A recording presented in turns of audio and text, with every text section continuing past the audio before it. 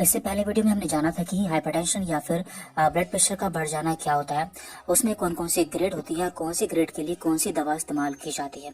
आज की वीडियो में हम बात करेंगे यदि किसी का ब्लड प्रेशर बहुत ज़्यादा बढ़ जाता है या फिर उसे हाइपरटेंसिव इमरजेंसी होती है तो ऐसे में कौन सी दवा दी जाती है। इसके अलावा कुछ ऐसी बीमारी होती है जैसे कि डायबिटीज़, माइग्रेन, इन सभी में कौन सी दवा दी जाती है।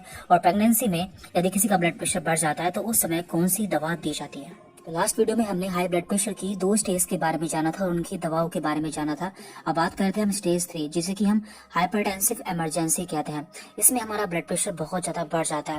देखिए, हाइपरटेंसिव इमरजेंसी में भी 2 कंडीशन होती है, एक होती है अर्जेंसी और एक होती है इमरजेंसी।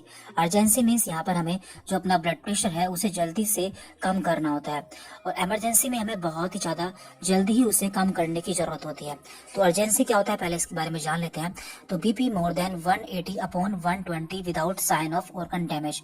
यदि हमारा जो ऊपर का ब्लड प्रेशर है वो 180 या फिर उससे ज्यादा हो जाता है और नीचे का ब्लड प्रेशर हमारा 120 या फिर उससे ज्यादा हो जाता है तो इसे हम कहते हैं अर्जेंसी। लेकिन इस समय हमें कोई भी ऑर्गन डैमेज का साइन देखने को नहीं मिलता है, तो ऐसे में हमें क्या करना होता है, ऐसे में हमें अपने बीपी को कुछ ही घंटों में कम करना होता है।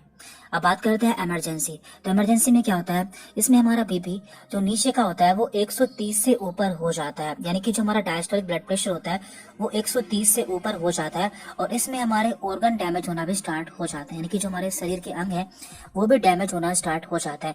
तो ये एक इमरजेंसी कंडीशन होती है। देखिए, जब भी हमारा नीचे का ब्लड प्रेशर बढ़ता है तो वो हमारे लिए बहुत ज्यादा खतरनाक होता है, जबकि ऊपर का ब्लड प्रेशर बढ़ना इतना खतरनाक नहीं माना जाता। यह एक बहुत ही सीवियर कंडीशन होती है और ऐसे में हमें अपने बीपी को कुछ ही मिनटों में कम करने की जरूरत होती है।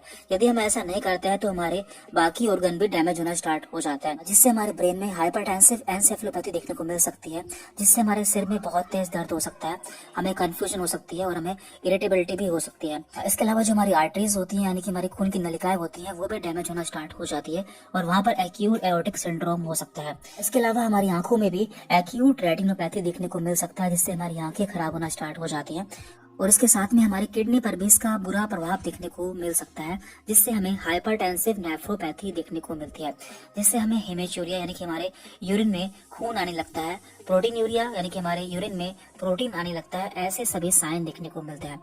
इसके साथ में हमारे हार्ट पर भी इसका बुरा प्रभाव देखने को मिल सकता है, हमें एक्यूट हार्ट फेलियर भी हो सकता है। ये ऐसी कंडीशन होती है जब हमारा नीचे का ब्लड प्रेशर 130 से ऊपर हो जाता है, तब देखने को मिलती है।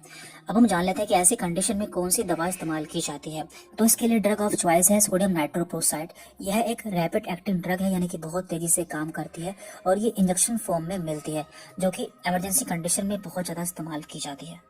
अब हम जान लेते हैं कि यदि किसी को कोई बीमारी होती है तो ऐसे में कौन कौन सी हाइपरटेंसिव मेडिसिन इस्तेमाल की जाती है। तो हाइपरटेंसिव मेडिसिन की 4 क्लास होती है, AC inhibitor, thyroid, beta blocker और कैल्शियम चैनल ब्लॉकर। तो इन सभी के बारे में हम पहले ही जान चुके हैं। यदि आपने वो वीडियो नहीं देखी है तो उसका लिंक आपको नीचे डिस्क्रिप्शन बॉक्स में मिल जाएगा। तो पहले हम बात करते हैं डायबिटीज के लिए। यदि किसी को डायबिटीज होती है तो उसके लिए कौन सी हाइपरटेंसिव मेडिसिन इस्तेमाल की जाती है। तो उसके लिए एसीई इनिबिटर और थायराइड यानी कि डाययूरेटिक मेडिसिन उसे दी जा सकती है। अब बात करते हैं माइग्रेन। यदि किसी को माइग्रेन की प्रॉब्लम होती है और साथ में उसका ब्लड प्रेशर बहुत ज्यादा बढ़ जाता है तो ऐसे में बीटा ब्लॉकर और कैल्शियम चैनल ब्लॉकर मेडिसिन दी जाती है। इसके बाद यहाँ पर क्रोनिक किडनी डिसीज। यदि किसी को कोई किडनी की पुरानी बीमारी होती है तो उसे एसीई इनिबिटर क्लास की कोई दवा दी जा सकती है। इसके बाद है यहाँ पर ओबेसिटी या फिर मोटापा। यदि कोई मोटा इंसान होता है तो उसे एसीई इनिबिटर क्लास की मेडिसिन दी जाती है। और लास्ट है यहाँ पर क्रोनिक किडनी फेल्योर। यदि किसी की किडनी फेल हो जाती है तो ऐसे में डाययूरेटिक्स मेडिसिन उसे दी जाती है। अब बात करते हैं प्रेगनेंसी, यानी कि प्रेगनेंसी में कौन कौन सी दवा सेफ रहती है। यदि किसी गर्भवती महिला का ब्लड प्रेशर बढ़ जाता है तो ऐसे में कौन सी दवा दी जाती है। तो इसके लिए 3 मेडिसिन ऐसी हैं जो कि सबसे ज्यादा इस्तेमाल की जाती है और उसके लिए ट्रिक है हमला, HMLA। तो H से यहाँ पर है हाइड्रोलाजीन, M से यहाँ पर मिथाइलडोपा एंड LA से यहाँ पर है लेबिटालोल। तो ये तीनों ऐसी दवाएं हैं जो कि यदि किसी महिला का, जो गर्भवती महिला का ब्लड प्रेशर बढ़ जाता है तो ऐसे में यूज की जाती है।